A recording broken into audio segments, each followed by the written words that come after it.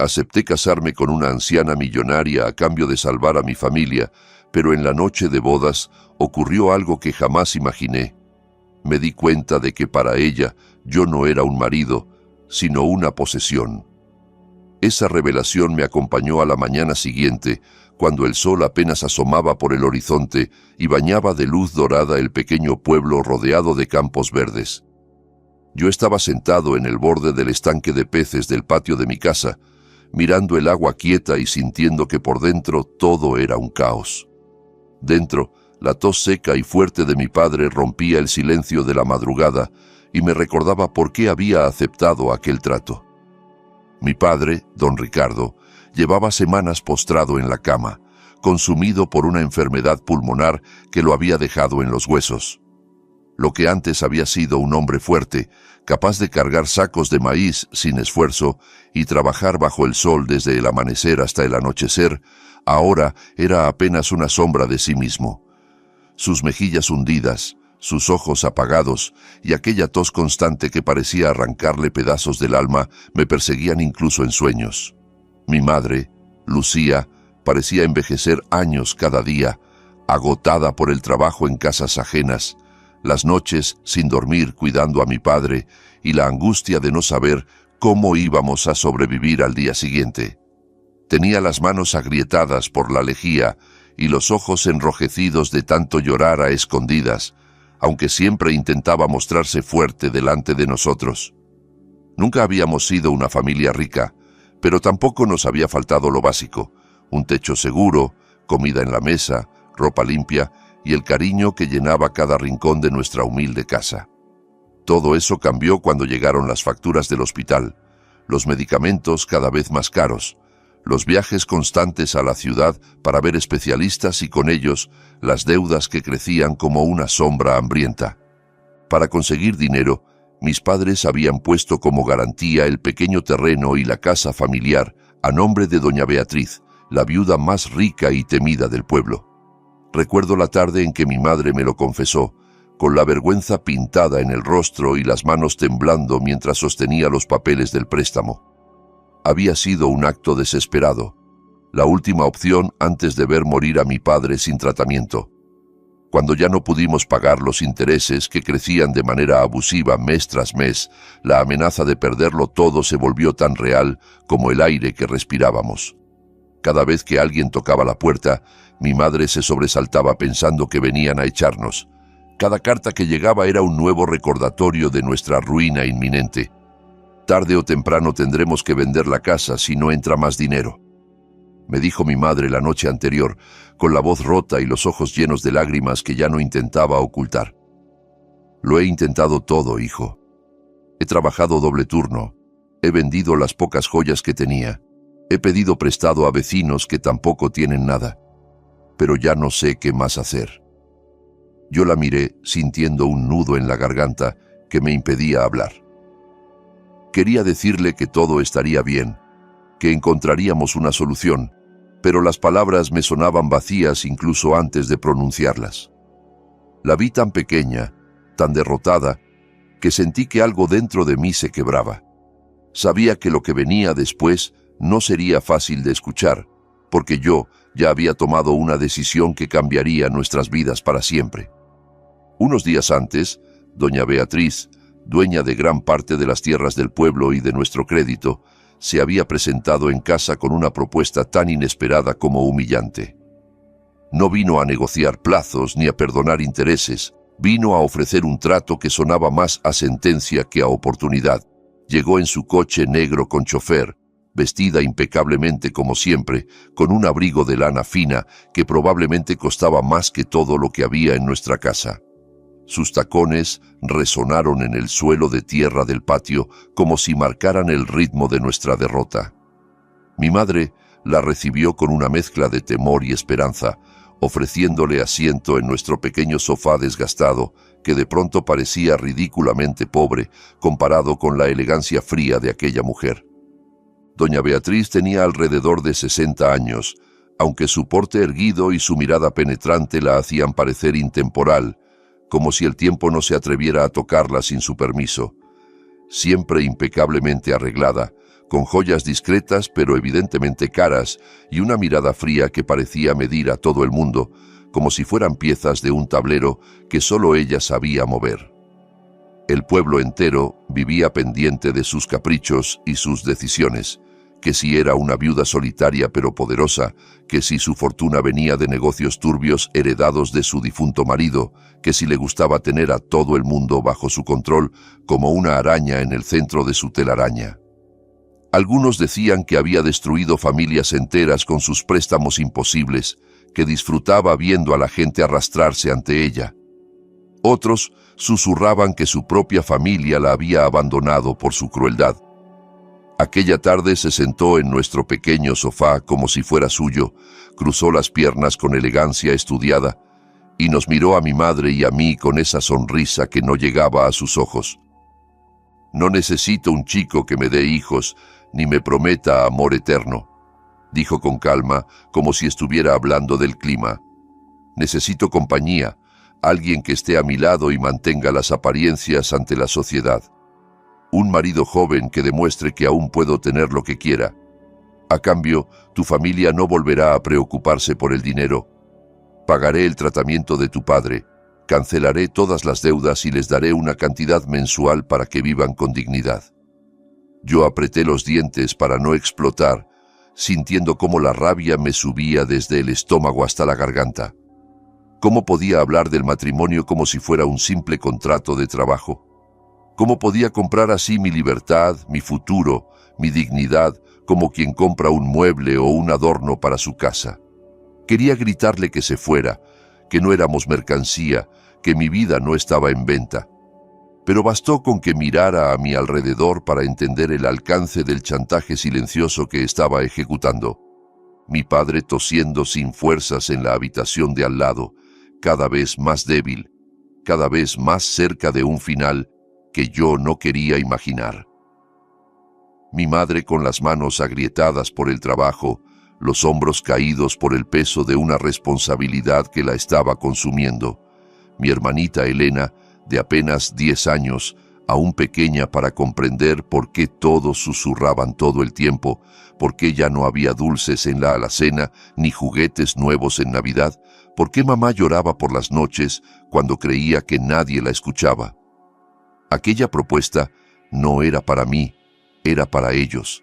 Era la única tabla de salvación en medio de un naufragio que nos estaba hundiendo a todos. Doña Beatriz debió notar mi vacilación, porque su sonrisa se ensanchó ligeramente, como la de un depredador que sabe que su presa está acorralada. Esa noche me senté ante la mesa del comedor, donde habían colocado los papeles del matrimonio y el contrato de condonación de la deuda. La luz de la única bombilla proyectaba sombras temblorosas sobre los documentos, como si hasta la casa supiera que algo terrible estaba a punto de ocurrir.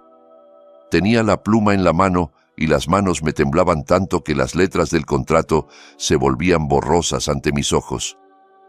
Pensé en si alguna vez podría ser feliz, en si no me arrepentiría toda la vida de este momento, en si estaba vendiendo mi alma por unas monedas que ni siquiera eran para mí.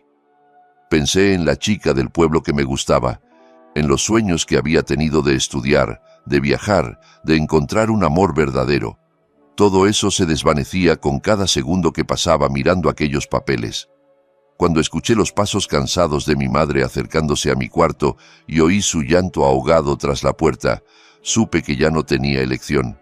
Ella nunca me lo pediría directamente, pero su dolor era una súplica más elocuente que cualquier palabra. Tomé aire, cerré los ojos un momento y firmé. La boda fue rápida, casi más un trámite burocrático que una celebración de amor. Hubo un pequeño acto en el ayuntamiento, donde el funcionario nos miró con una mezcla de curiosidad y lástima que fingió no notar. Unas fotos forzadas en las que yo apenas podía esbozar una sonrisa y doña Beatriz posaba con la satisfacción de quien acaba de cerrar un negocio ventajoso. Luego, una comida en la casa grande de doña Beatriz, a la que apenas fueron unos pocos invitados escogidos cuidadosamente por ella, socios comerciales, conocidos influyentes, nadie que pudiera cuestionar la naturaleza de aquella unión. Mi familia no fue invitada. Doña Beatriz dijo que sería incómodo mezclar mundos tan diferentes, y yo tragué la humillación en silencio, recordándome por qué estaba haciendo todo aquello. Me sentía como un invitado en mi propia vida, como un actor interpretando un papel en una obra que no había escrito y que no entendía del todo. Esa noche, la famosa noche de bodas, esperé nervioso en la habitación que ahora supuestamente nos pertenecía. Era un cuarto enorme, con muebles antiguos de madera oscura, cortinas de terciopelo rojo y una cama con dosel que parecía sacada de otra época. Todo olía a perfume caro y a flores marchitas. Yo estaba sentado en el borde de la cama, sin saber qué esperar, con el corazón latiéndome tan fuerte que podía escucharlo en mis oídos. Cuando ella entró, no hubo romanticismo ni siquiera un atisbo de cercanía humana. Se quitó las joyas con gesto mecánico, depositándolas una a una en un joyero de plata, y me miró fijamente con esos ojos que parecían calcular cada movimiento como una partida de ajedrez. «No te preocupes, Álvaro», dijo con voz plana, sin emoción alguna. «No espero nada de ti que no sea obediencia y discreción. Mientras hagas tu papel correctamente y no me avergüences en público, todo irá bien entre nosotros». Su frialdad me dejó helado, más de lo que ya estaba. En ese momento comprendí con claridad devastadora la naturaleza de nuestro acuerdo. No quería un marido, no buscaba compañía ni afecto.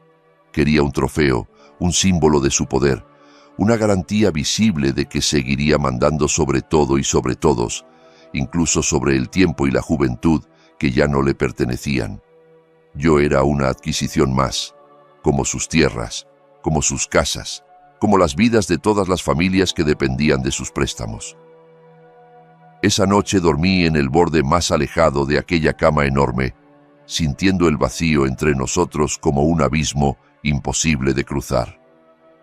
Poco después me mudé definitivamente a la mansión de doña Beatriz, un caserón enorme de 3 pisos, con habitaciones vacías que parecían no haber sido usadas en décadas, largos pasillos donde mis pasos resonaban como ecos fantasmales, y un jardín impecable mantenido por un ejército de jardineros que trabajaban en silencio, casi con miedo. Desde fuera, cualquiera habría dicho que yo era un hombre afortunado, el envidiado del pueblo, ropa nueva de marcas que antes ni conocía, un coche a mi disposición, comida abundante servida en vajilla de porcelana y ningún problema aparente de dinero. Los vecinos me miraban con una mezcla de admiración y sospecha cuando salía a la calle, susurrando a mis espaldas sobre mi suerte y mi astucia. No sabían nada. Por dentro, me sentía encerrado en una jaula de oro cuyos barrotes eran invisibles pero absolutamente reales. Doña Beatriz controlaba cada aspecto de mi existencia con una precisión obsesiva. Mis horarios estaban dictados por ella. ¿A qué hora debía levantarme? ¿Cuándo podía comer? ¿Cuánto tiempo podía pasar fuera de la casa? Controlaba mis salidas con preguntas incisivas sobre a dónde iba, con quién hablaba y cuánto tardaba en volver. Revisaba mis llamadas, mis cartas, cualquier contacto con el exterior que pudiera escapar a su vigilancia. Prohibió terminantemente que buscara trabajo, porque según ella, quedaba mal que su marido hiciera trabajos modestos o se mezclara con gente común. Quería que fuera una figura decorativa, alguien que apareciera a su lado en las reuniones sociales, luciendo ropa elegante y sonriendo cuando ella lo ordenara, asintiendo a sus comentarios y desapareciendo cuando ya no fuera necesario. Yo era un accesorio más de su imagen pública, tan útil y tan prescindible como un reloj caro o un cuadro antiguo. Durante los primeros meses me aferré a la idea de que valía la pena, de que el sacrificio tenía sentido. Mi padre empezó a recibir mejor atención médica en un hospital de la ciudad, con especialistas que antes no podíamos ni soñar. Sus crisis fueron disminuyendo poco a poco. El color volvió a sus mejillas y ya no tosía con aquella fuerza desgarradora que me partía el alma. Mi madre pudo descansar un poco, dejar uno de sus trabajos y dedicar más tiempo a cuidar de Elena. En casa ya no faltaba comida, ya no había conversaciones susurradas sobre facturas impagables, ni miradas de angustia cuando llegaba el cartero. Cada vez que visitaba a mi familia y veía la mejoría en sus rostros, me repetía que había tomado la decisión correcta. Pero cada vez que regresaba a la mansión, sentía que dejaba un trozo de mí en el camino, como si mi alma se fuera deshilachando con cada paso que daba hacia aquella prisión dorada. Para no volverme loco, para no perderme completamente en el papel que me habían asignado, empecé a buscar excusas para salir a caminar por el pueblo. Fingía que necesitaba aire fresco, que quería comprar alguna cosa, que iba a visitar a mis padres, aunque ya los hubiera visto el día anterior. Cualquier pretexto era válido para escapar, aunque fuera por unas horas, de la atmósfera opresiva de la mansión, del silencio cargado de tensión, de la mirada vigilante de doña Beatriz que parecía seguirme incluso cuando no estaba presente. Fue en una de esas escapadas, una mañana de primavera en la que el sol brillaba con una fuerza que parecía burlarse de mi tristeza interior, cuando decidí desviarme hacia el mercado tradicional del pueblo. El mercado era un lugar lleno de vida que contrastaba violentamente con el silencio sepulcral de la casa de doña Beatriz. Voces que se superponían anunciando ofertas, risas de niños correteando entre los puestos, aromas de frutas maduras y especias exóticas mezclándose en el aire, colores vibrantes de telas, verduras, artesanías y flores que parecían explotar ante mis ojos hambrientos de alegría. Caminé entre los puestos sin rumbo fijo, dejándome llevar por el bullicio, sintiendo por primera vez en mucho tiempo algo parecido a la normalidad. Fue entonces cuando un pequeño puesto de flores llamó mi atención, un rincón modesto pero hermoso, donde los ramos parecían pequeñas obras de arte naturales. Detrás del puesto había una chica de sonrisa cálida y mirada vivaz que me hizo detenerme en seco. Tenía el cabello oscuro recogido en una trenza descuidada, las manos manchadas de tierra y pétalos de colores adheridos a su delantal como pequeñas joyas vegetales. Estaba acomodando ramos con una concentración casi artística, hablando en voz baja con las flores como si fueran viejas amigas. Cuando nuestras miradas se cruzaron, sentí algo muy distinto a todo lo que había sentido en meses, quizá en años, una tranquilidad inexplicable, como si el caos que llevaba dentro hubiera encontrado de pronto un ancla donde sostenerse. ¿Te puedo ayudar en algo?, preguntó ella con una voz suave que, sin saber por qué, me resultó extrañamente familiar, como si la hubiera escuchado en un sueño olvidado. Solo estaba mirando, respondí torpemente sintiendo que las palabras se me atragantaban. Quería comprar unas flores, pero no sé cuáles elegir. No sé nada de flores, la verdad. Ella soltó una breve risita que sonó como música después de tanto silencio y señaló varios ramos con gestos delicados pero seguros. Me explicó cuáles eran más resistentes al calor, cuáles simbolizaban gratitud o amistad, cuáles se regalaban para desear salud a los enfermos o alegrar a los tristes. Yo la escuchaba más pendiente de su manera de hablar, de cómo sus ojos brillaban cuando describía cada flor, que de los nombres o significados que me estaba explicando. Compré un ramo de margaritas blancas casi sin darme cuenta, pagué más de lo necesario y me fui con la sensación de que algo importante acababa de comenzar. Volví al mercado unos días después con la excusa de comprar otro ramo, aunque en realidad solo quería volver a verla. Esta vez llevaba conmigo una pequeña libreta de tapas gastadas donde solía anotar pensamientos, frases sueltas y fragmentos de historias que se me ocurrían cuando no podía dormir en aquella cama enorme y fría. Al verme con el cuaderno asomando del bolsillo, ella levantó una ceja con curiosidad genuina mientras envolvía las flores que había elegido casi al azar. ¿Te gusta escribir?, preguntó señalando la libreta con un gesto de la barbilla. Más bien es mi forma de desahogarme, admití, sorprendido de mi propia sinceridad con una desconocida. Escribo cuando siento que la vida me acorrala, cuando no encuentro otra salida. Es como gritar en silencio. Te entiendo más de lo que crees, susurró ella, y por un momento su mirada se oscureció con algo parecido a la tristeza. A veces, parece que la vida solo nos da opciones que duelen, y no nos queda más remedio que elegir cuál dolor preferimos.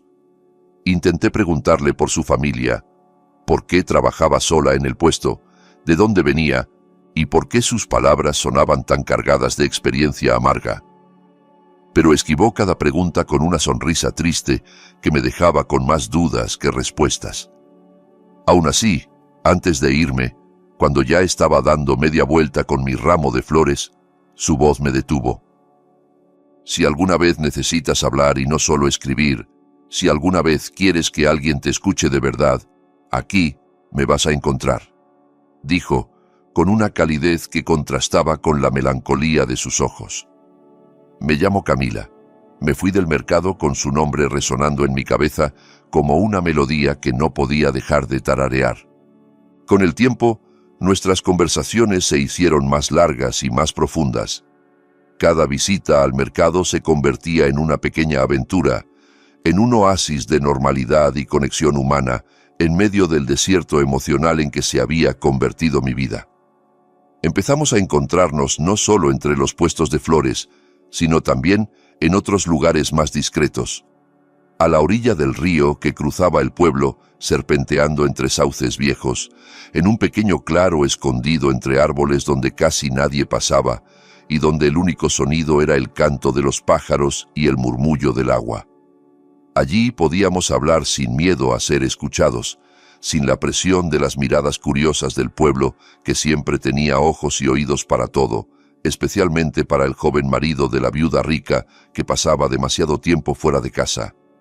Yo le conté con cuidado y sin dar demasiados detalles al principio que estaba casado con una mujer mayor por obligación, que me sentía atrapado en un matrimonio que no había elegido, que cada día en aquella mansión me robaba un poco más de mí mismo.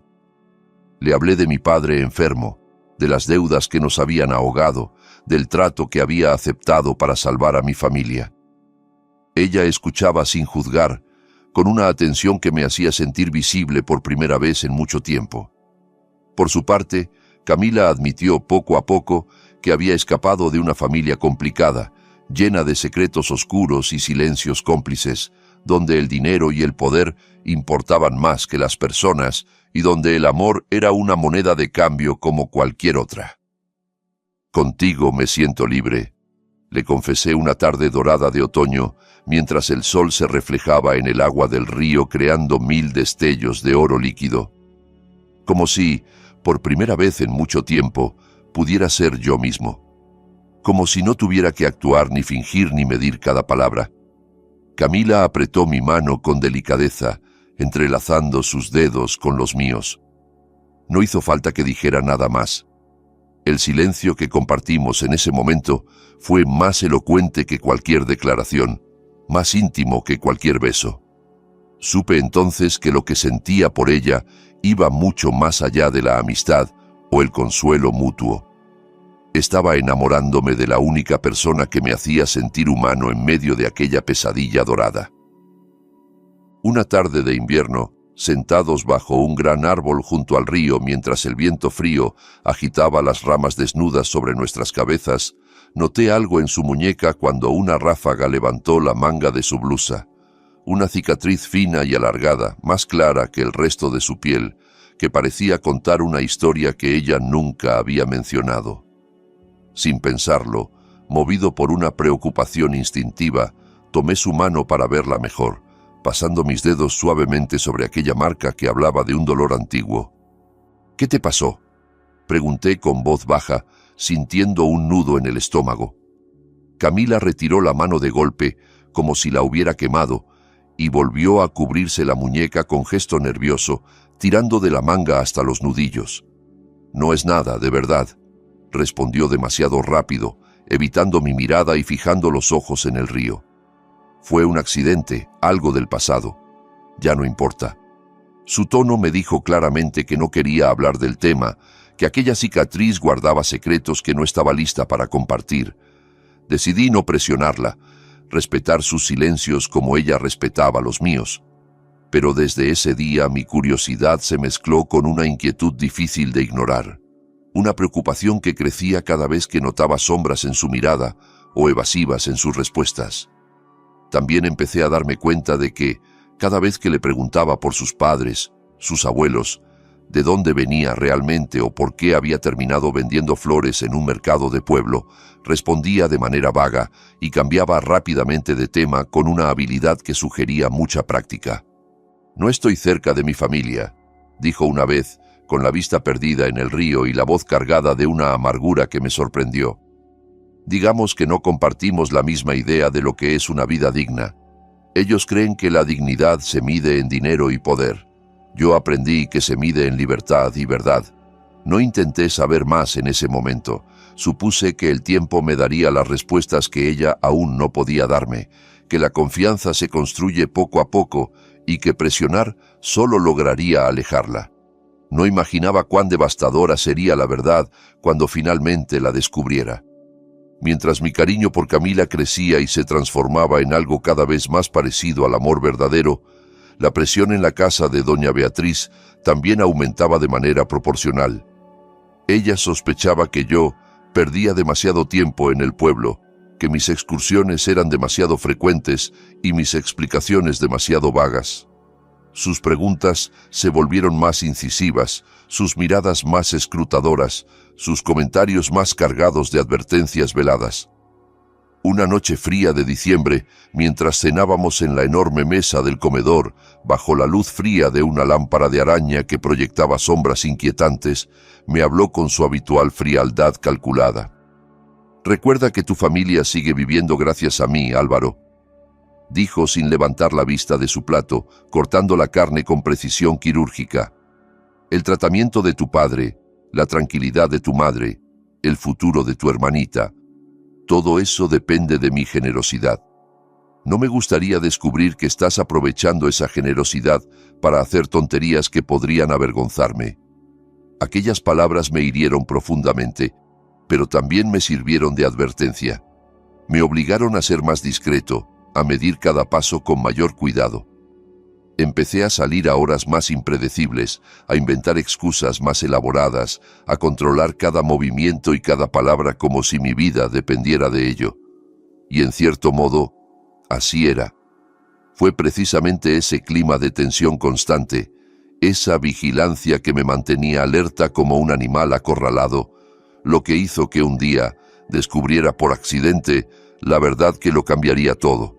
Ocurrió una tarde gris de enero en la que doña Beatriz salió a una de sus misteriosas reuniones de negocios y yo me quedé solo en la mansión, con solo el servicio moviéndose silenciosamente por las habitaciones como fantasmas eficientes. Aburrido y algo inquieto, vagué por los pasillos interminables hasta llegar a una habitación que siempre solía estar cerrada con llave, su despacho privado, su lugar más sagrado, donde guardaba sus secretos y desde donde manejaba los hilos de su pequeño imperio. Esa vez, inexplicablemente, la puerta estaba entornada, dejando escapar un hilo de luz que me llamó como el canto de una sirena. Entré con cautela, conteniendo la respiración, mirando las estanterías repletas de carpetas ordenadas alfabéticamente, documentos amarillentos por el tiempo y fotografías antiguas en marcos de plata que contaban la historia de una familia que yo apenas conocía.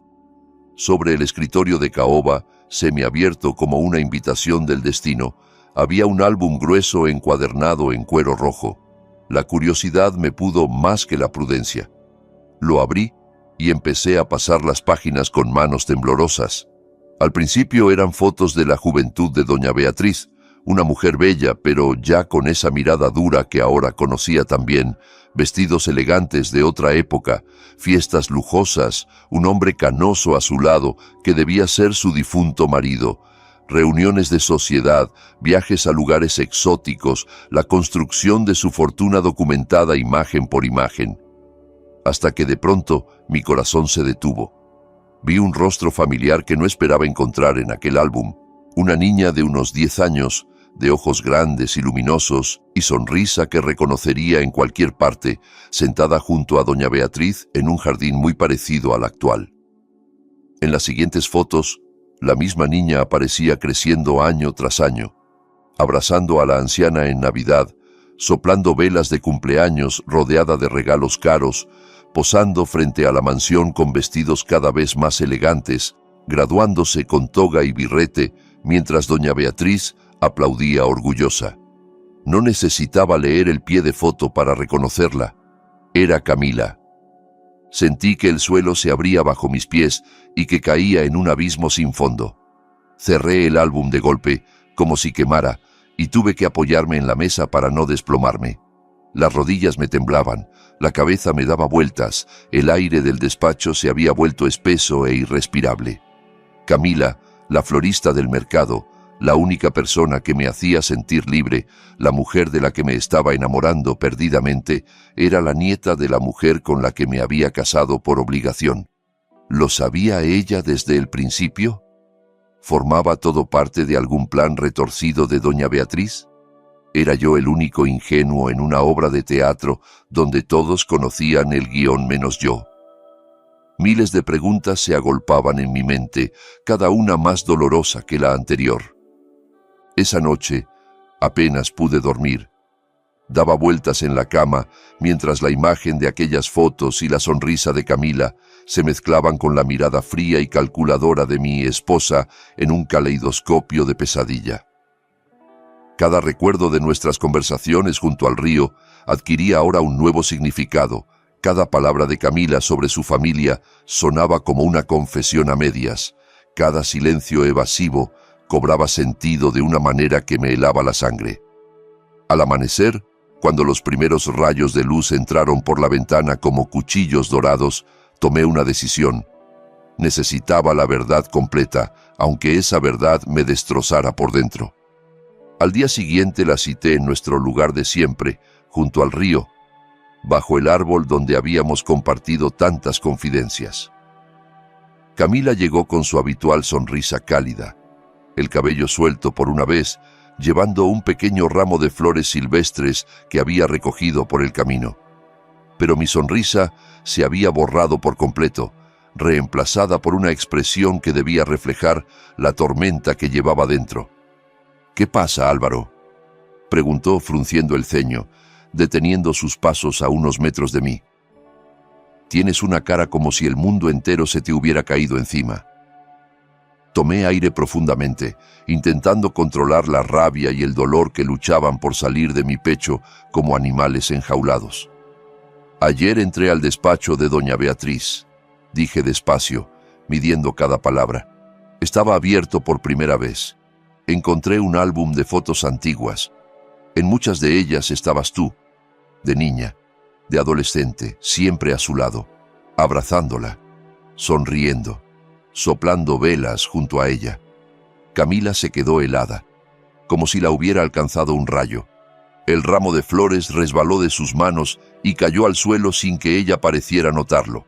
Sus labios se abrieron, pero ningún sonido salió al principio, solo un silencio que confirmaba todo lo que yo temía. «Eres su nieta», continué con la voz quebrada por la traición. «¿Por qué no me lo dijiste? ¿Por qué me mentiste todo este tiempo? ¿Por qué dejaste que me enamorara de ti sabiendo quién eras?» Ella agachó la cabeza y las lágrimas empezaron a resbalar por sus mejillas como pequeños ríos de cristal. «Quería decírtelo», susurró finalmente con voz rota. «Desde el principio quise hacerlo, pero tenía miedo. Miedo de que me odiaras, de que pensaras que yo era como ella, de que salieras corriendo y nunca más volvieras al mercado. Cuando te conocí, vi por primera vez a alguien que me miraba sin saber quién era mi familia, sin juzgarme por mi apellido. No quería perder eso». «¿Y se supone que no debo sentirme engañado?», repliqué, dolido, sintiendo que cada palabra era una piedra que me costaba sacar de la garganta. «Sabías perfectamente quién era yo, sabías con quién estaba casado, sabías por qué acepté ese matrimonio. Tú misma conoces mejor que nadie cómo funciona tu abuela. ¿Desde cuándo lo sabes? ¿Desde cuándo sabías quién era yo?» «Desde el primer día que te vi en el mercado», admitió, limpiándose las lágrimas con el dorso de la mano en un gesto que me recordó a una niña asustada. «Te reconocí enseguida porque mi abuela no dejaba de hablar de ti, de su joven marido, decía con ese tono de orgullo posesivo que tanto odio. Contaba cómo habías salvado a tu familia, cómo le debías la vida, cómo te tenía exactamente donde quería. Pero cuando te vi en persona, no vi al chico del que ella hablaba con satisfacción de coleccionista. Vi a alguien igual de atrapado que yo, igual de perdido, igual de desesperado por encontrar algo de luz en medio de tanta oscuridad. Entonces, entre sollozos que la sacudían entera, comenzó a contarme su propia historia, la verdadera historia que había ocultado tras sonrisas tristes y evasivas. Cómo sus padres habían trabajado toda la vida para doña Beatriz, sirviendo en sus negocios, administrando sus propiedades, sacrificando su dignidad por un salario que nunca era suficiente. Cómo habían aceptado tratos injustos y humillaciones constantes por miedo a perderlo todo, porque en aquel pueblo cruzarse con doña Beatriz significaba quedar marcado para siempre. Cómo una discusión terrible por dinero, una herencia que su abuela les negó injustamente, terminó en un accidente de coche que se los llevó demasiado pronto, dejándola huérfana a los 17 años. Desde entonces, doña Beatriz había intentado controlarlo todo en su vida con mano de hierro, su educación en colegios carísimos donde nadie la entendía, sus amistades que debían ser apropiadas para su posición, su futuro que estaba trazado sin preguntarle qué quería ella. Un día no pude más, confesó señalando la muñeca donde yo había visto la cicatriz aquella tarde de invierno. La presión, la soledad, la sensación de que mi vida no me pertenecía. Intenté hacerme daño. Quería que todo terminara, que el dolor parara de una vez. Mi abuela lo encubrió todo, pagó para que ningún médico hablara, lo disfrazó de pequeño accidente doméstico ante los vecinos y siguió manejando mi vida como si nada hubiera pasado. Ni siquiera me preguntó por qué lo había hecho. Ahí entendí con claridad absoluta que, si me quedaba a su lado, iba a perderme para siempre. Iba a convertirme en otro de sus objetos decorativos o iba a terminar el trabajo que no había completado aquella noche. Me fui del pueblo durante casi 2 años. Viví en la ciudad, trabajé en lo que pude, aprendí a ser una persona fuera de su sombra. Cuando volví, empecé a trabajar en el mercado y corté casi todo contacto con ella. Lo único que no pude cortar fue el miedo a que me encontrara, a que me arrastrara de vuelta, a que destruyera cualquier cosa buena que intentara construir. Yo la escuchaba con el corazón en un puño, sintiendo que cada palabra suya desarmaba la rabia que había sentido al principio. De pronto, ya no veía a la nieta de la mujer que me había comprado como a un objeto. Veía a otra víctima de la misma necesidad enfermiza de control, a otra alma rota por las garras de doña Beatriz, a alguien que había sufrido tanto o más que yo bajo aquella sombra asfixiante. Me acerqué lentamente, le levanté el rostro con cuidado y la miré a los ojos. Esos ojos donde ahora veía no solo belleza, sino también todo el dolor que había intentado esconder. No eres como ella, dije con voz firme, tanto para convencerla a ella como para convencerme a mí mismo. Nunca lo has sido. Pero ahora que sabemos toda la verdad, no podemos seguir fingiendo que esto no existe. No podemos seguir viéndonos a escondidas como si fuéramos culpables de algo, cuando los únicos culpables son los que nos pusieron en esta situación. Ella asintió lentamente, secándose las últimas lágrimas, y en sus ojos vi algo nuevo. No solo alivio por haber confesado su secreto, sino también una determinación que antes no había notado. En ese momento, sin necesidad de palabras, ambos supimos que nuestra relación había cambiado para siempre. Ya no éramos solo 2 almas perdidas buscando consuelo, éramos aliados unidos por un enemigo común y un amor que se negaba a morir bajo el peso de las circunstancias. A partir de ese día, nuestro amor dejó de ser solo consuelo mutuo y se convirtió también en una decisión peligrosa, casi temeraria. Camila empezó a hablarme de cosas que yo apenas había imaginado, secretos que guardaba desde su infancia en aquella mansión, información que había acumulado durante años sin saber exactamente para qué. contratos falsos que su abuela usaba para apropiarse de tierras de familias vulnerables, propiedades registradas a nombre de testaferros que no existían o que recibían pagos por su silencio, impuestos evadidos durante décadas mediante contabilidades paralelas que un empleado de confianza manejaba a cambio de generosas comisiones, amenazas silenciosas a cualquiera que se atreviera a oponerse a doña Beatriz o que simplemente supiera demasiado, trabajadores despedidos de la noche a la mañana, familias que desaparecían del pueblo misteriosamente, negocios que quebraban sin explicación. «Sé dónde guarda algunos de esos documentos», dijo Camila una noche lluviosa, mientras nos reuníamos en una vieja caseta abandonada a las afueras del pueblo, un lugar donde nadie nos buscaría.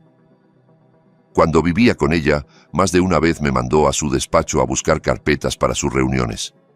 Vi cosas que no debería haber visto, papeles que guardé en mi memoria porque algo me decía que algún día serían importantes. Si esos documentos salen a la luz, podrían hundirla. Podrían terminar con todo su poder de una vez por todas. Yo la miré con una mezcla de esperanza y terror, sintiendo que nos adentrábamos en un terreno peligrosísimo. «Si vamos a enfrentarnos a tu abuela, no podemos fallar ni un solo paso», respondí, tomando sus manos entre las mías. «Si se entera antes de tiempo de lo que planeamos, podría destruirnos a todos, a mi familia, a ti, a cualquiera que se haya cruzado en su camino.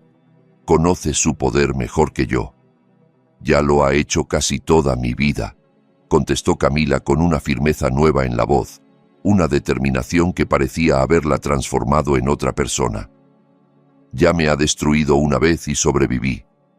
Prefiero arriesgarme a perderlo todo de nuevo que seguir viviendo bajo su sombra, que seguir teniendo miedo cada vez que suena el teléfono o alguien toca mi puerta. Si hay una oportunidad de terminar con esto, tenemos que tomarla, por nosotros y por todos los que ella ha dañado». Durante varias semanas que se sintieron como meses, planeamos cada paso con extremo cuidado, reuniéndonos en lugares diferentes cada vez para no levantar sospechas, hablando en susurros incluso cuando estábamos solos, destruyendo cualquier mensaje escrito que pudiera incriminarnos.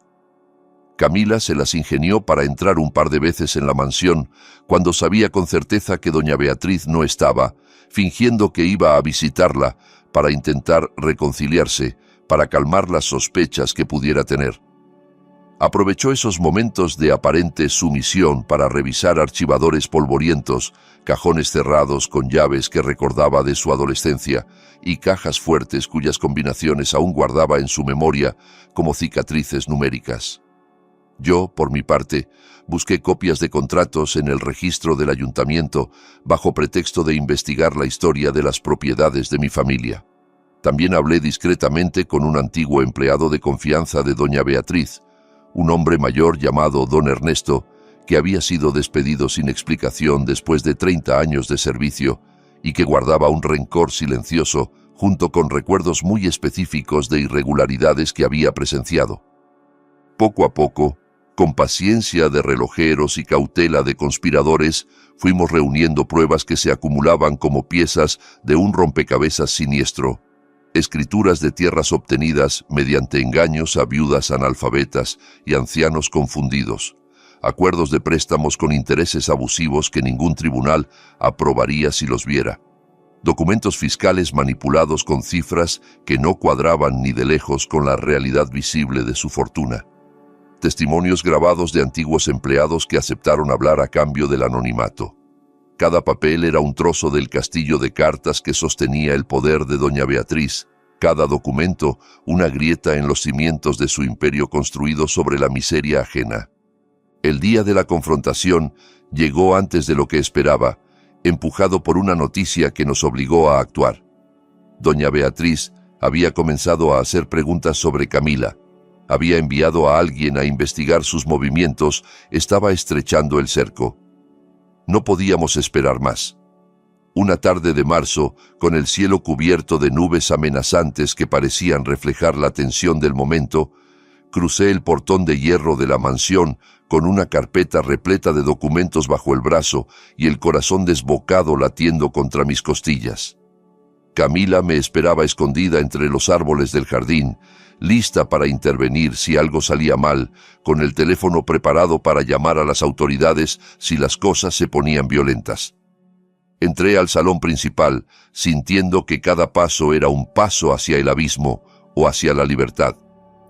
Doña Beatriz estaba sentada en su sillón favorito de terciopelo verde, el mismo donde la había visto tantas veces dar órdenes y recibir informes, leyendo un libro con gafas de montura dorada, como si el mundo no pudiera tocarla, como si su poder fuera eterno e incuestionable. Al verme entrar sin anunciarme, alzó una ceja con sorpresa apenas disimulada y dejó el libro sobre la mesita lateral con deliberada lentitud. «¡Qué sorpresa, Álvaro!», dijo con voz fría, quitándose las gafas para mirarme mejor. «Últimamente solo vienes a esta casa cuando te lo pido expresamente. ¿Qué te trae por aquí a estas horas? ¿Se te acabó la gratitud o vienes a pedirme algo más?». Me obligué a mantener la mirada firme, a no dejarme intimidar por esa voz que tantas veces me había hecho sentir pequeño e insignificante.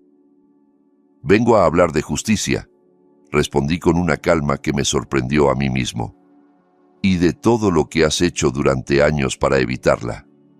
Puse la carpeta sobre la mesa de centro de mármol, justo delante de ella, como quien coloca una bomba de relojería. Ella los miró con cierto desdén al principio, como si fueran papeles sin importancia, quizás alguna queja más de las muchas que había aplastado a lo largo de su vida. Pero su expresión cambió gradualmente a medida que pasaba las páginas con dedos que empezaban a temblar ligeramente. Vi cómo la seguridad en su rostro, esa máscara de control absoluto que nunca la abandonaba, empezaba a resquebrajarse como el barniz de un mueble viejo. «Estos son registros de tus compras de tierras durante los últimos 20 años, incluyendo las que obtuviste mediante engaños y presiones ilegales», expliqué señalando cada sección. «Aquí están los contratos de préstamos con intereses que triplican lo permitido por la ley. Y estas son las declaraciones de impuestos que presentaste comparadas con las reales que guardabas en tu despacho.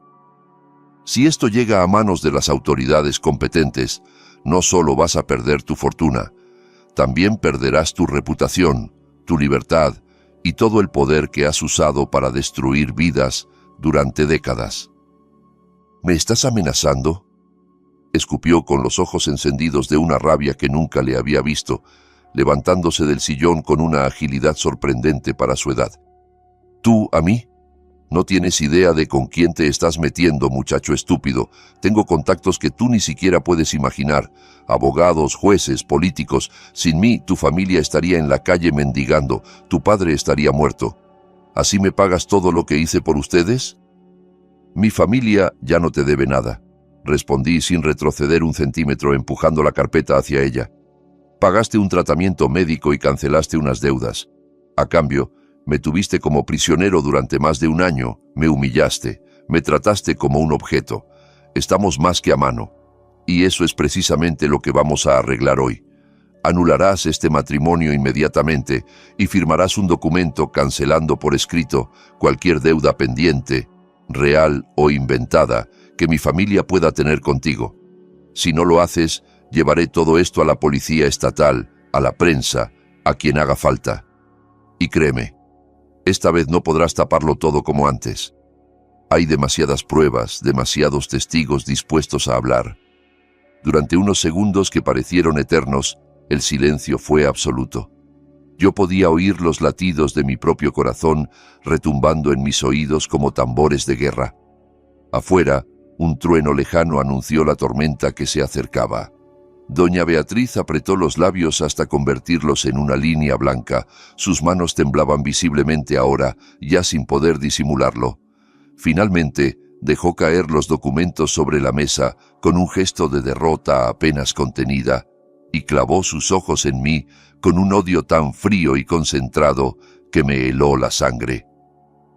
«Creí que eras más inteligente», murmuró entre dientes. «Creí que al menos tenías instinto de supervivencia, pero eres igual que todos los demás.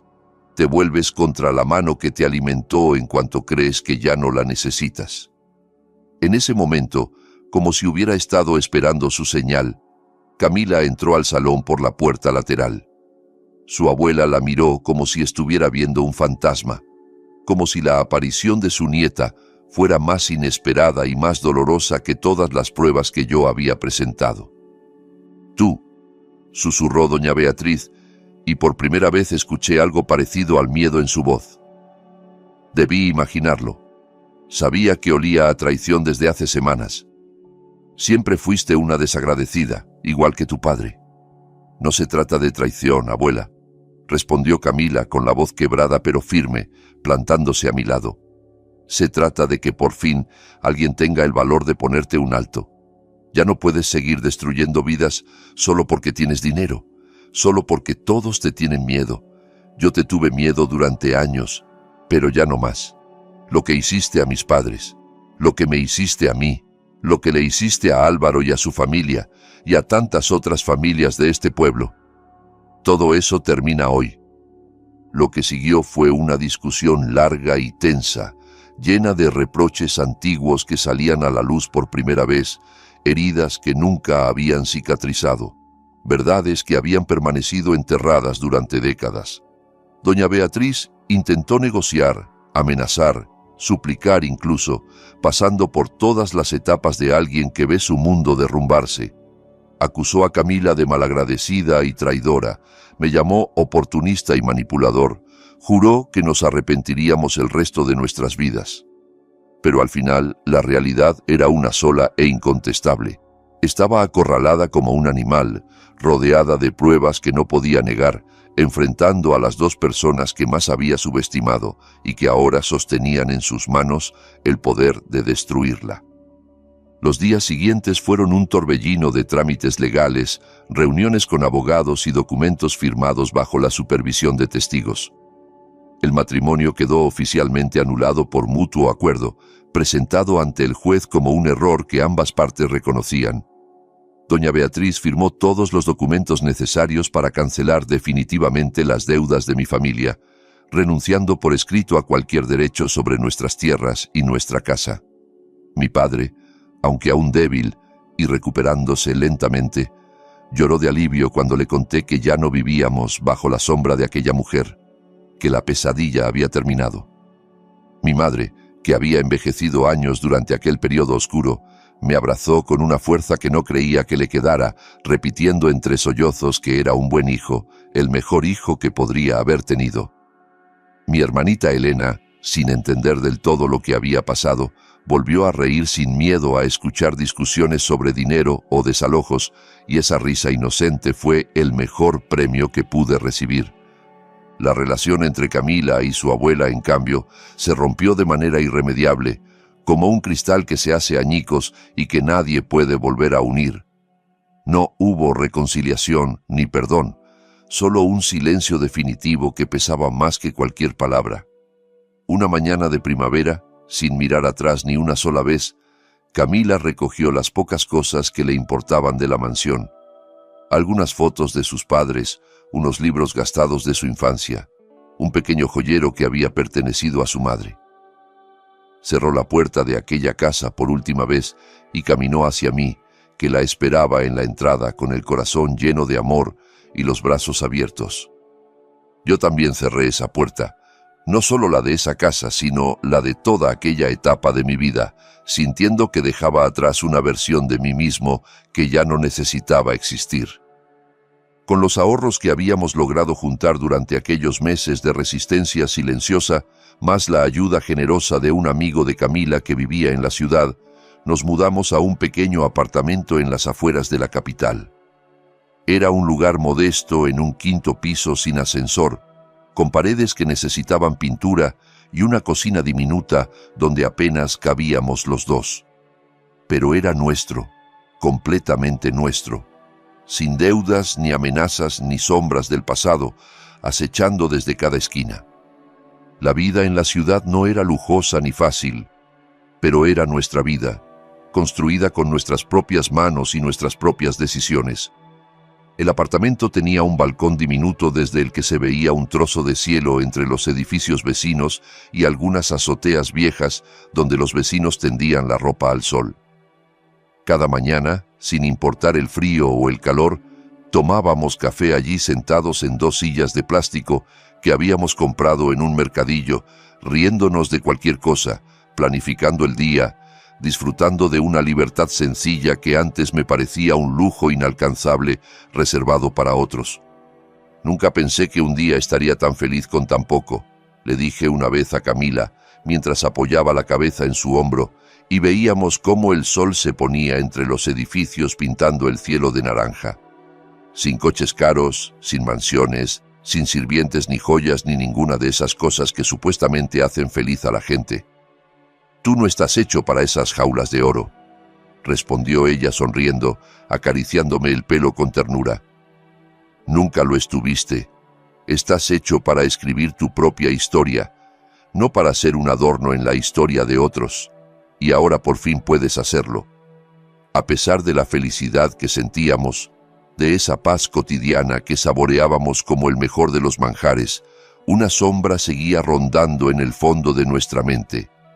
La certeza de que doña Beatriz no era de las que aceptan la derrota con calma, de las que se retiran silenciosamente a lamerse las heridas.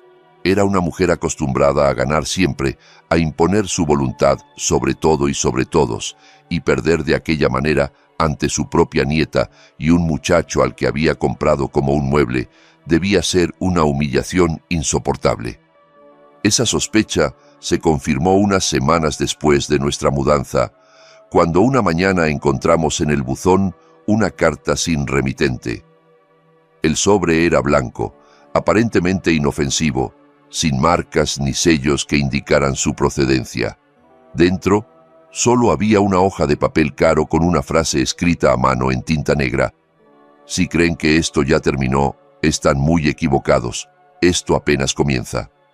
La caligrafía era elegante y dura, esos trazos perfectos que yo había visto en docenas de documentos firmados por doña Beatriz. No hacía falta firma para saber de quién venía. «Es ella», murmuró Camila con el rostro pálido, dejando caer la carta como si quemara. «No va a dejarnos en paz tan fácilmente», dije, sintiendo un escalofrío recorrerme la espalda mientras recogía el papel del suelo. «Pero tampoco vamos a dejar que nos arruine la vida otra vez». Durante unos días vivimos en tensión constante, mirando por encima del hombro en cada esquina, esperando que ocurriera algo terrible. Una visita inesperada de matones contratados, una llamada amenazante en mitad de la noche, algún movimiento legal que pusiera en peligro nuestra precaria estabilidad. Pero nada pasó. Los días se convirtieron en semanas, las semanas en meses, y la amenaza quedó suspendida en el aire como una tormenta que nunca terminaba de descargar. Decidimos no dejar que el miedo gobernara nuestra vida, no darle a doña Beatriz ese poder sobre nosotros. Guardé la carta en un cajón junto con todos los demás documentos del caso, como evidencia por si alguna vez la necesitábamos, y seguimos adelante con nuestras vidas, más atentos que antes, pero negándonos a vivir como prisioneros del pánico. Los meses fueron pasando con esa lentitud agradable que tiene el tiempo cuando por fin puedes disfrutarlo, y poco a poco la amenaza pareció diluirse como sal en agua. Nos adaptamos a nuestro nuevo ritmo de vida en la ciudad, descubriendo sus pequeños placeres. Los mercados del domingo donde comprábamos frutas baratas, los parques donde paseábamos tomados de la mano, los cines de barrio donde veíamos películas viejas por casi nada. Yo empecé a trabajar como redactor independiente, escribiendo artículos para revistas locales, historias cortas para concursos que a veces ganaba, cualquier texto que me encargaran y que pudiera pagar aunque fuera modestamente. No era un trabajo estable ni glamoroso, pero me daba algo que no había tenido en mucho tiempo: la sensación de estar construyendo algo propio, de usar mi voz para algo más que obedecer órdenes. Camila, por su parte, consiguió empleo en una pequeña floristería del centro de la ciudad, un local acogedor, regentado por una señora mayor que le recordaba a la abuela que nunca tuvo. Volvió a rodearse de colores y aromas, de pétalos y tierra húmeda, y su sonrisa se hizo cada vez más frecuente, cada vez más genuina. Por las noches, Cuando terminábamos nuestras jornadas de trabajo, salíamos a caminar por las calles iluminadas de la ciudad, planificábamos viajes imaginarios a lugares que veíamos en revistas y hablábamos de un futuro en el que, quizá algún día, nos casaríamos de verdad, por amor y no por necesidad, por elección y no por chantaje. La noticia que cambiaría todo llegó aproximadamente un año después de nuestra huida, una tarde cualquiera de septiembre. Yo estaba en el apartamento revisando correos de trabajo cuando vi un titular en la página de noticias locales que me hizo detener en seco. Empresaria conocida del pueblo investigada por fraude fiscal y prácticas abusivas de préstamo. En la fotografía que acompañaba el artículo, aunque trataba de mantener la compostura con su habitual arrogancia, se veía claramente a doña Beatriz entrando a un edificio oficial rodeada de periodistas y cámaras, con el rostro desencajado de quien ve derrumbarse el mundo que había construido. Llamé a Camila inmediatamente a la floristería, tartamudeando de la emoción, y cuando llegó corriendo a casa y vio la noticia en la pantalla de mi ordenador, se quedó en silencio durante varios segundos que parecieron eternos. Las autoridades estatales habían recibido un paquete anónimo con documentos que demostraban años de prácticas ilegales sistemáticas, manipulación de contratos, presión indebida sobre familias endeudadas, declaraciones falsas de impuestos, apropiación fraudulenta de propiedades. Reconocí, entre las pruebas citadas en el artículo, algunos de los papeles que nosotros habíamos recopilado durante aquellas semanas de conspiración silenciosa, documentos que habíamos enviado a las autoridades competentes antes de irnos del pueblo, sin esperar que llegaran a hacer tanto daño. La investigación aún estaba en curso y no terminó en prisión inmediata, porque a doña Beatriz aún le quedaban contactos e influencias que movieron hilos para suavizar las consecuencias, pero su fortuna se redujo drásticamente con multas millonarias y embargos preventivos. Tuvo que vender varias de sus propiedades más valiosas para pagar a abogados y acreedores, y su nombre, antes respetado por miedo en todo el pueblo, ahora aparecía asociado con corrupción en cada periódico regional. No sentí alegría ante su caída, ni deseos de venganza satisfecha, ni esa satisfacción amarga que a veces acompaña a ver sufrir a quienes nos hicieron daño. Lo que sentí fue alivio. Un alivio tan profundo que me hizo llorar sin darme cuenta, como si hubiera estado conteniendo la respiración durante años y por fin pudiera soltar todo el aire. Por fin tendrá que enfrentarse a las consecuencias de lo que hizo, le dije a Camila esa noche, mientras caminábamos por un parque cercano bajo las estrellas de otoño. Y lo más importante, ya no tendrá el poder ni los recursos para seguir destruyendo la vida de otros como hizo con la nuestra, con la de tus padres, con tantas familias del pueblo. Tal vez esta sea la verdadera libertad, respondió ella, apretando mi mano con fuerza. No solo estar físicamente lejos de ella, sino saber que no puede seguir haciendo daño, que hay justicia en el mundo, aunque llegue tarde, aunque no sea perfecta. Nos abrazamos en medio del ruido nocturno de la ciudad, sintiendo que una etapa oscura y dolorosa de nuestra historia se cerraba definitivamente para dar paso a algo nuevo. Con el tiempo, la vida se encargó de demostrar que también sabe ser generosa después de tantas pruebas, que detrás de cada tormenta puede haber un arco iris si uno tiene la paciencia de esperarlo. Unos años más tarde, cuando las cicatrices emocionales ya no dolían tanto y los recuerdos del pasado habían encontrado su lugar en nuestra memoria sin dominarnos, decidimos dar el paso que habíamos soñado tantas veces en aquel balcón diminuto, casarnos. Esta vez no hubo contratos ocultos ni amenazas silenciosas ni presiones de ningún tipo, solo una pequeña ceremonia en un jardín alquilado por unas horas, rodeados de las pocas personas que de verdad nos querían y que habían estado a nuestro lado en los momentos más difíciles. Mi padre, mucho más recuperado de su enfermedad, aunque con secuelas que le recordaban lo cerca que había estado del final, se emocionó visiblemente al verme pronunciar un «sí, quiero», que nacía del corazón y no de la desesperación. Mi madre no dejó de sonreír ni de llorar lágrimas de felicidad en toda la celebración, repitiendo que era el día más feliz de su vida desde que yo había nacido. Mi hermanita Elena, ya convertida en una adolescente llena de vida y sueños propios, fue la dama de honor más entusiasta que jamás existió. Camila llevaba un sencillo vestido blanco que había elegido ella misma en una tienda de segunda mano, y un ramo de flores silvestres que había preparado con sus propias manos la mañana de la boda. Nunca la había visto tan hermosa como en ese momento, caminando hacia mí bajo el sol de primavera, con una sonrisa que iluminaba todo a su alrededor. Después de la boda, con nuestros ahorros de años de trabajo constante y un pequeño préstamo del banco, que esta vez firmamos con orgullo y no con vergüenza, compramos una casita modesta en las afueras de la ciudad.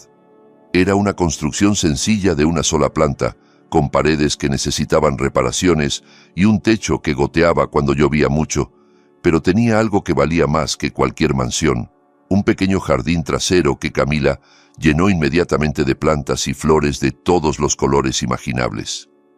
Cada fin de semana la veía arrodillada entre la tierra, hablando con sus rosales y sus margaritas como si fueran viejos amigos, y yo entendía que había encontrado su propio paraíso después de tanto infierno. Al poco tiempo, animada por amigos y clientes que admiraban su talento, Camila abrió su propia floristería en un local pequeño del barrio. La llamó Raíces Nuevas, un nombre que resumía todo lo que habíamos construido juntos. Era un lugar acogedor lleno de luz natural y aromas que invitaban a quedarse, que se convirtió rápidamente en favorito de los vecinos para sus celebraciones y sus momentos especiales. Yo seguí escribiendo cada día con más pasión y más disciplina, encontrando mi voz en historias que hablaban de segundas oportunidades, de resiliencia, de amor que florece en los lugares más inesperados. Con paciencia y muchos rechazos que aprendí a ver como parte del camino, conseguí publicar mi primera novela, una historia inspirada, aunque no exactamente igual, en todo lo que habíamos vivido. Cada ejemplar que veía en una estantería de librería, cada reseña que leía de lectores desconocidos que se habían emocionado con mis personajes, era un recordatorio de que, a pesar de haber empezado como un peón en el juego de otra persona, había logrado recuperar mi voz y usarla para crear algo bello.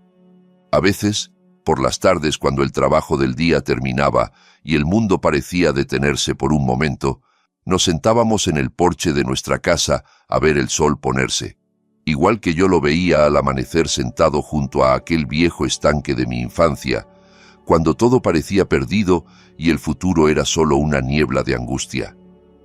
Camila apoyaba la cabeza en mi hombro con esa confianza absoluta que solo da el amor verdadero, y yo entrelazaba mis dedos con los suyos, sintiendo una paz que jamás hubiera imaginado posible el día que firmé aquel primer contrato maldito. La vida está llena de pruebas, le dije una de esas tardes, mientras el cielo se teñía de naranja y violeta como un cuadro pintado solo para nosotros. Pruebas que parecen imposibles de superar, decisiones que nos obligan a elegir entre males. Pero detrás de cada prueba hay una lección escondida, si uno tiene el valor de buscarla. La mía fue entender que el verdadero amor no se compra ni se negocia con contratos. Se construye día a día a base de lucha compartida, de sacrificios mutuos y de la valentía de decir no a la injusticia, aunque parezca que todo el mundo está en tu contra. Camila sonrió con esa sonrisa que seguía iluminándome después de tantos años y apoyó aún más su cabeza en mi hombro, buscando esa cercanía que nunca nos cansábamos de compartir. Nos quedamos en silencio, sin necesidad de más palabras, mirando cómo el sol desaparecía lentamente en el horizonte, dejando un rastro de luz dorada que parecía un camino hacia algún lugar mejor. Para la mayoría de la gente que pasaba por nuestra calle, aquel sería solo otro atardecer más entre miles, un fenómeno natural sin mayor importancia. Para nosotros era el recordatorio diario de que, después de tanto dolor y tanta oscuridad, habíamos encontrado por fin una felicidad sencilla y verdadera que nadie, absolutamente nadie, podía volver a comprarnos.